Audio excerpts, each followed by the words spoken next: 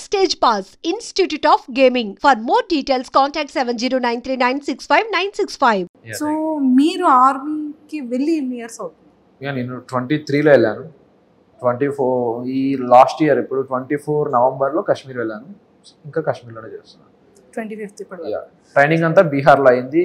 మధ్యలో election duty కోసం కాదు. పవన్ కళ్యాణ్ గారు బీహార్ కూడా చాలా డేంజర్ అంటారు.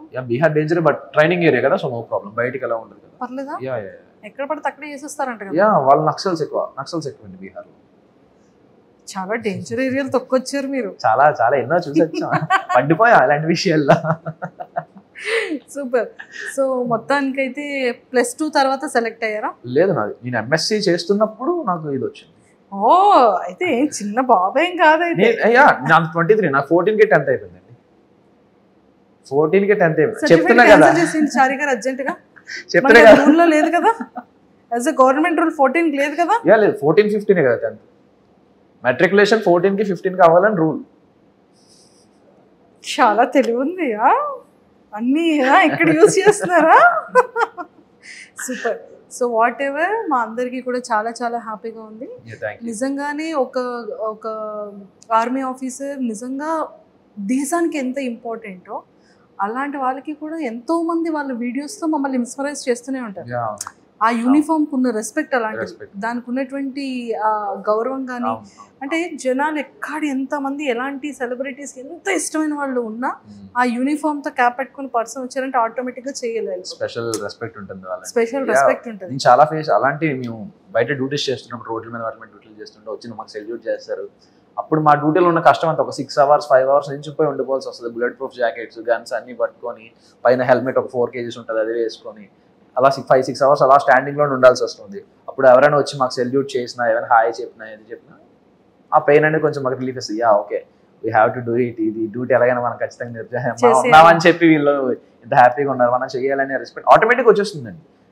దానికి సపరేట్గా ప్యాషనే అవసరం లేదు. అక్కడ మనం వెళ్ళామంటే మనకు వచ్చేస్తుంది, ఖచ్చితంగా వచ్చేస్తుంది. మనలో మన మాట అంటే ట్రైనింగ్ టైం అయిన తర్వాత, లేకపోతే బయట నించోబెట్టేటప్పుడు, బుల్లెట్ ప్రూఫ్ డ్రెస్ వేసేటప్పుడు, రివాల్వర్ చేతికి ఇచ్చేటప్పుడు, ఎవరైనా కనిపించేటప్పుడు, ఇంకా చిన్నోడిని డాడీ కోరిక కోసం ఇక్కడికి వచ్చాను, చాలా రెస్పెక్టెడ్ గా చేస్తున్నాను, ఒక రెస్పాన్సిబిలిటీగా చేస్తున్నాను, నాకు ఇంకా హీరో అవ్వాలని బ్యాలెన్సింగ్ ఉంది, ఈ బుల్లెట్ ప్రూఫ్ డ్రెస్సులు వేసి చేతిలో గన్న పెట్టి ఏంటో ఇది పాయింట్ లో నుంచి షూట్ చేస్తాను, నువ్వు అక్కడే ఉండి నేను ప్రాపర్ గా వేస్తాను అనేటట్టు ఉంది నా పరిస్థితి. అనుకున్నారు ఎప్పుడైనా? లేదండి, అలా ఇప్పుడు నిజంగా అలా అయితే ఎప్పుడు అనుకోవాలి. సర్వీస్ చేస్తున్నప్పుడు భయపడకూడదు. ముందు ట్రైనింగ్ లో మనకు మళ్ళీ మన మాట ముందు మనకు ట్రైనింగ్ లోనే తీసేస్తారు. నీకు ఏదైనా, నువ్వు ఎంత భయస్తుడవైనా, నువ్వు ఏం చేసినా ట్రైనింగ్ లో తాటి తీసి వదిలేస్తాడు అంతే. అంటే ఒక రాటు తేరిపోయిన రాయిలా తయారు చేస్తాడు మనకి ఎలా అయినా సరే. ట్రైనింగ్ ఎన్ని గుడ్లు తిన్నారు చెప్పండి? గుడ్లో రోజుకో 2 ఉంటాయి కదా ఖచ్చితంగా. రోజుకి 2 బాయిల్డ్ ఎగ్స్ ఖచ్చితంగా. అండ్ మాకు స్పెషల్ డైట్ కూడా మాకు ఇంకా సరిపోకపోతే మేము ఇంకా స్పెషల్ గా మేము చేసుకుంటాం, బాయిల్స్ చేసుకుంటాం. ఎన్ని ఇయర్స్ ట్రైనింగ్ అండి? 11 months. Training 11 months continuous training. ఈ ఆర్మీ ఆఫీసర్ ఆ రెస్పాన్సిబిలిటీస్ అన్ని మాకు చెప్పేశారు కాబట్టి, సో మీకు ఈ అగ్ని పరీక్ష బిగ్ బాస్ ఒక ఆపర్చునిటీ కామన్ మ్యాన్ కి కూడా ఇస్తుంది అనేది ఎలా తెలిసింది? మీ వరకు ఎలా రీచ్ అయ్యింది? అది యూనిఫామ్ తో ఎందుకు అప్లై చేయాలనిపించింది? మీరు యాజ్ ఇట్ ఈస్ అగ్ని పరీక్షకి ఏ వీడియోని చేసి రికార్డ్ చేసి పంపించారు ఇప్పుడు మాకు చెప్పాలి. డెఫినెట్ కదా, అందులో ఏమని చెప్పడానికి అంతా చూసిందే కదా. సో ఆ రోజు నైట్ 12కి డ్యూటీ అయిపోతుంది. అది డ్యూటీ అయిపోయిన తర్వాత నేను ఇలా వెళ్తున్నప్పుడు ప్రోమో వచ్చింది. ఎలా వెళ్తున్నప్పుడు? నేను రూమ్కి వెళ్తున్నాను, నా డ్యూటీ నుండి నా రూమ్కి వెళ్తున్నప్పుడు నాకు ప్రోమో వచ్చింది స్టార్మా నుండి. ఎవరు? నాగార్జున గారు. నేను నాగమామ అంటాను, నాకు ముద్దుగా నాగమామ అని ఇష్టం. అందరూ వెంకిమామ అంటుంటారు కానీ నేను నాగమామ అంటుంటా. నాగమామ వీడియో చూసాను అనమాట. ఏంటి కామనర్స్, ఇది నిజమేనా అది ఇది అని చూసాక ఓకే కన్ఫర్మ్, ఒక యూట్యూబ్ రివ్యూర్గా ఒకరి ద్వారా కన్ఫర్మే ఇది నిజమే అని చెప్పి అతను వీడియో చేశారు దానికి. ఆ వీడియో చూసి ఓకే ఇదేదో బాగుంది, అతనే వెబ్సైట్ నుంచి, అతని డిస్క్రిప్షన్ నుంచి తీసుకొని వెబ్సైట్ లో నేను అప్పటికప్పుడే వీడియో చేశాను అనమాట. అంటే మార్నింగ్ మీ రివ్యూ త్రూ ఒక ఆర్మీ ఆఫీసర్. నిజంగా ఇది మాత్రం ఆదిరెడ్డి గారికి థ్యాంక్స్ చెప్పాలి, ఎందుకంటే అతని వీడియో చూసే నేను వెంటనే ఓకే ఇది ఓకే నెక్స్ట్ మార్నింగ్ లాగానే ఇదే మనం చెయ్యాలి అని చెప్పి అందువల్ల ఇలా డ్యూటీకి వస్తున్న దారిలోనే ఎక్కడో ఒక దగ్గర చూసుకొని చేసేసాను అనమాట. సూపర్. మళ్ళీ టైం దొరకదని చెప్పి మళ్ళీ టైం దొరకదని అప్పటికప్పుడు అవును అప్పటికప్పుడే నేను అసలు ఏం మాట్లాడాలి అదేం డిసైడ్ అవ్వాలి కెమెరా ఆన్ చేసి ఓకే నేను ఒక అది కూడా మీకు అది కూడా చెప్పమన్నారు కాబట్టి చెప్పేస్తాను నేను ఒక సోల్జర్ ఇప్పుడు ఆడిషన్లో ఏదైతే చెప్పానో అదే చెప్పాను నేను ఒక సోల్జర్ని 3 years నుంచి ఇండియాకి సర్వీస్ చేస్తున్నాను నాకు చిన్నప్పటి నుంచి యాక్టర్ అవ్వాలని ఉంది సో నాకు ప్యాషన్ అదే ప్రొఫెషన్ ఇదేనా నా ప్యాషన్ అదే I want to be act నాకు ఎలాంటి బ్రేక్ త్రూ కోసం చాలా వెయిట్ చేస్తున్నాను ఎక్కడైనా దొరికితే నాకు ఎలాంటి ఛాన్స్ దొరికితే ఎక్కడైనా ట్రై చేద్దామని చేస్తున్నాను మెయిన్ థింగ్ ఏంటంటే ఇక్కడ మనం ఫర్ సపోజ్ ఇప్పుడు మనకు ఒక ప్యాషన్ ఉంటుంది ఆ ప్యాషన్లో మనం వెళ్ళాక సక్సెస్ అవుతామా లేదా సెకండరీ అందులో మనకు ఒక ఎనర్జీ ఉంటుంది ఓకే ఈ రోజు మనకి పాజిటివ్ అయింది ఈ రోజు మనకు ప్లస్ అయింది ఈ రోజు మనం అనుకున్న సక్సెస్కి ఇంకొంచెం దూరంలో మనం ఇంకొంచెం దాటి వెళ్ళాం అనే ఒక ఈగో సాటిస్ఫాక్షన్ ఉంటుంది ఇక్కడ ఏంటంటే నాకు ఆ సాటిస్ఫాక్షన్ లేదు ఎందుకంటే ఇక్కడ ఉండేది ఒకటి ఓకే ఇక్కడ సర్వీస్ కూడా ప్యూర్గానే చేస్తాం అందులో ఏం ప్రాబ్లం ఉండదు కానీ ఇది కదా ఇందులో కదా మనం ఇంకా మజా రావాలి ఇంకా ఇది కదా మనకు కదా ఇంకా ఏమైనా చెయ్యాలని ఉంటుంది కదా అని చెప్పి అవన్నీ చెప్పాను ఇలా ఇవన్నీ చెప్తే ఓకే వాళ్ళు యాక్సెప్ట్ చేశారు తర్వాత ఆడిషన్ గ్రూప్ డిస్కషన్స్ పిలిచారు ఇంటర్వ్యూ మీటింగ్ అయ్యింది ఇంటర్వ్యూ పిలిచారు అని సో వెంటనే లీవ్ దొరికిందా చాలా ఫైట్ చేశాను లీవ్ కోసం అది ఎలా ఫైట్ చేశారో మాకు తెలుసుకోవాలి థింగ్ ఏంటంటే ఓకే గ్రూప్ డిస్కషన్స్ మాత్రం నేను నార్మల్గానే డైలీ లీవ్ గానే వచ్చాను నార్మల్ లీవ్ వద్దాం అని చెప్పి నేను లీవ్కి వస్తుంటే నేను ఎప్పుడైతే Srinagar to Delhi flight land అయిన తర్వాత నేను ఢిల్లీ ఎయిర్పోర్ట్లో లేవర్లో కూర్చుంటే ఢిల్లీలో కాల్ వచ్చింది ఈబీ నుంచి కాల్ వచ్చింది ఇప్పుడేంటి కాల్ చేసేది ఇలా అని చెప్పి చూస్తే అప్పటికి అయిపోయింది నాది అప్పటికి ఇంటర్వ్యూ అయిపోయింది జూమ్ మీటింగ్ అయిపోయింది తర్వాత అప్పుడు కాల్ చేశారు కాల్ చేసి ఇలా ఈ డేట్న మీరు గ్రూప్ డిస్కషన్ హైదరాబాద్ రావాలి అన్నారు ఓకే ఏదో బాగుంది కరెక్ట్ లక్కీగా దొరికిందిరా ఛాన్స్ అని చెప్పి నేను వెంటనే గ్రూప్ డిస్కషన్ వచ్చేసాను గ్రూప్ డిస్కషన్ వచ్చిన తర్వాత నాది 11th నేను వెళ్ళిపోవాలి కాశ్మీర్ వెళ్ళిపోవాలి వీళ్ళు నాకు 6th ఫోన్ చేసి 8th కల్లా మీరు ఇక్కడ రావాలి హైదరాబాద్ రావాలి 10 days 19th వరకు అంటే నాకు లీవ్ అయిపోతుంది సో అప్పటికప్పుడు మా సిఓ సార్ని అందరినీ రిక్వెస్ట్ చేసి ఇలా సార్ ఇది నా పొజిషన్ ఇది నాకు ఈ ప్యాషన్ ఉంది మీ సపోర్ట్ నాకు ఖచ్చితంగా కావాలి సో ప్లీజ్ నాకు సపోర్ట్ చేయండి కొంచెం హెల్ప్ చేయండి అంటే వాళ్ళు కాశ్మీర్ రమ్మన్నారు కాశ్మీర్ వచ్చాక అక్కడ రిపోర్ట్ చేసేసి మళ్ళీ వెంటనే ఇంకో లీవ్ అప్లై చేసుకొని మళ్ళీ వెంటనే శ్రీనగర్ నుంచి మళ్ళీ హైదరాబాద్ వచ్చి 1 dayలో 4 flights దీనికోసం అదే చెప్తున్నా కదా నేను రావడానికి కష్టపడ్డా ఇందులో వచ్చాక కష్టపడడం సెకండరీ నేను ఫస్ట్ ఆఫ్ ఆల్ అగ్ని పరీక్ష షో అటెండ్ అవ్వడానికి నేను 1 రోజు 2 రోజులు యుద్ధం చేయాల్సి వచ్చింది 4 flights మారి అదే వాళ్ళని బతిమాలి నాకు బాబాయ్ చాలా ఎమోషనల్ అయిపోయిన వాళ్ళందరూ ముందు అలా ఉంటది రావడానికే కష్టపడ్డా నేను ఫస్ట్ ఆఫ్ ఆల్ అగ్ని పరీక్ష కోసం ముందు యుద్ధం చేశారు చాలా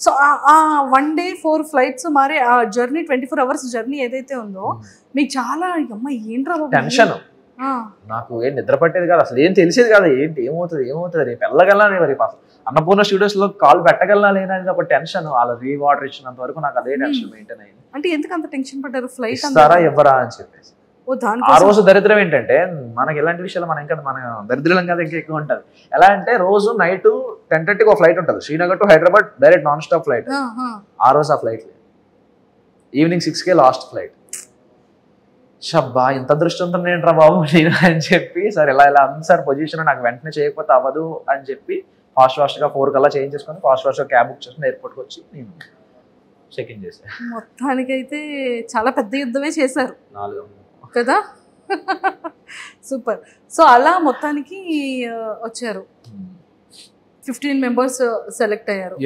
45 members 44 members ని పిలిచారు సో 44 లో అందరినీ పిలిచేటప్పుడు మీ ఇన్నర్ ఫీలింగ్ ఏంటి ఫస్ట్ భయపడ్డా ఇప్పుడు ఫస్ట్ ఇలా వెళ్ళి కూర్చొని అందరూ సెట్ అయ్యాం ఓకే అందరూ వచ్చేసారు సెట్ అయ్యాం ఇప్పుడు ఏం చేస్తారు అసలు మాకు అంటే అందరు నేనేం ఎక్స్పెక్ట్ చేశానంటే ఒక ప్రోగ్రామ్ లో అందరినీ కూర్చోబెట్టి వెంట పక్క నుండి చేయిస్తారేమో మామూలు అంతా షో రన్ అవుతుందేమో అనగానే ఒక్కొక్కరిని పిలుస్తారని చెప్పారు ఒక్కొక్కరిని పిలుస్తారా అని ఒక చిన్న టెన్షన్ అలా అనగానే వెంటనే ఇంకొకరిని పిలిచేశారు ఫస్ట్ పిలవగానే ఇంకా ఏం ప్రిపేర్ అవ్వలేదు ఏం చెప్పాలి మనం అసలు ఇంకా ఏంటి మన ఏంటి ఇంకా అరంగేట్రం కూడా చేయలేదు ఇప్పటివరకు ఏ ఎక్స్పీరియన్స్ లేదు అసలు ఏం చెప్పాలి ఏం అడుగుతారు మనం ఏం చేద్దాం అనే ఆలోచనలో కానీ ఒక అరగంట తర్వాత వదిలేసింది చాలే చూసుకుందాం తర్వాత ఏదైతే అదే నాకు అప్పుడు మైండ్లో ఒక థాట్ వచ్చింది నేను ఏదైతే చెప్పానో స్లాంగ్ నేనేమనుకున్నా అంటే ఓకే నాకు ఈ స్లాంగ్స్ చాలా ఇష్టం ప్రతి స్లాంగ్ సినిమాలు చూసి ఇవి చూసి మనం వేరే మీకు చెప్పాను కదా ఆల్రెడీ కాకినాడ విజయనగరం శ్రీకాకుళం ఇవన్నీ తిరిగాను కాబట్టి ఇవన్నీ బాగా అలవాటు నాకు నోట్లో నుంచి వచ్చేస్తుంది ఆటోమేటిక్గా వచ్చేస్తుంటుంది మనిషి ఎదుటి మనిషిని బట్టి నా మాట వచ్చేస్తుంటుంది సో ఇలా ట్రై చేద్దాం, ఇలా మోడిఫికేషన్ చేస్తూ ఇలా మాడిఫై చేస్తూ ట్రై చేద్దాం స్లాంగ్స్. లైక్ ప్రతి ఆన్సర్కి వేరే వేరే స్లాంగ్స్లో చెప్దాం, కొంచెం యూనిక్గా ఉంటుంది అని ఎక్స్పెక్ట్ చేసి వెళ్ళా స్టేజ్ వరకు. అక్కడికి అలాగే వెళ్ళా. స్టేజ్ ఎక్కగానే ఒక భాష మొదలు పెట్టగానే ఆ భాష మార్చబుద్ది వెళ్ళే. ఒక బాగుంది, ఇదే బాగుంది, ఇందులో కాన్ఫిడెంట్గా ఉన్నాం, ఇదే ట్రై చేయని చెప్పి అదే ట్రై చేసుకుని వచ్చేసాను. సో మొత్తానికి పాపం వెయిట్ ఎత్తగలరా అని అడిగితే అంటే నేను ఆవిడ అలాగే అడిగారు, మరి బలం బాగా ఉందా, మొయ్యగలమా అని చెప్పి. అంటే ఏమో నెక్స్ట్ డైలాగ్ ఆవిడ ఏమనుకుంటారంటే ఏమో ఎత్తమంటారేమో ఓకే ఆవిడ్ని అని చెప్పి. అంటే నాకు బేసిక్ గా సిగ్గు, ఇప్పుడు ఈవిడ్ని ఎత్తాలా ఏంటి అని. ఏమంటే కళ్ళలో ఎక్కడైనా సిగ్గు కనిపించిందండి ఎవరికైనా? ఎవరికైనా రామ రామ అలా లేదు. అంటే ఇప్పుడు ఈవిడ్ని ఎత్తేమంటారా నిజంగా? సిగ్గు అంటే సిగ్గు. మరి మీకేం కనబడిందండి ఎక్స్ప్రెషన్ లో? అనేటట్టుగా అంటే దాని అర్థం అదే, ఓకే ఛాన్స్ అంటే ఫస్ట్ స్టేజ్ లోనే ఒక సెలబ్రిటీ యాంకర్ ఎత్తడానికి ఛాన్స్ ఉంటుంది, అదృష్టం అని. ఇప్పుడు నిజం బయటకు వచ్చి ఆ ప్రోమో చూసుకున్నారా? చూసుకున్నా. ఏమనిపించిందో చూసుకున్న తర్వాత? యాక్చువల్ ఎక్స్ప్రెషన్ అంటే నేను తర్వాత వెంటనే రియాక్షన్ కట్ చేసేసారు, ఇలా తిరిగి ఇలా పెట్టాను అన్నమాట. అంటే ఇక్కడ వరకు వచ్చింది ఆపేశారు, ఇక్కడ కట్ చేసేసి శ్రీముఖి గారు క్లోజ్ చేశారు. నన్ను కాదయ్యా అని చెప్పి ఆడన్నా. అయ్యో స్పాంటేనియస్ గా అనిపించింది నాకు. అంటే నేను ఎక్స్పెక్ట్ కూడా చేయలేదు అలా చేద్దామని, ఆటోమేటిక్ గా వచ్చేసింది ఫుల్. అదే అంటే మన ఇన్నర్ లో ఏముంటుందో బయట అవుటర్ కూడా అదే వస్తుంది, అన్ఎక్స్పెక్టెడ్ గా కాదు అది. నేను చాలా డీసెంట్ అండి బేసిక్ గా. అర్జెంట్ గా బయటకి వెళ్ళిపోతానమ్మా నేను. చూస్తారు కదండి ఎపిసోడ్స్ చూడండి, అగ్ని పరీక్షలో చూడండి ఎంత డీసెంట్ గా ఉంటారు. అగ్ని పరీక్షలోనా? ఆహా.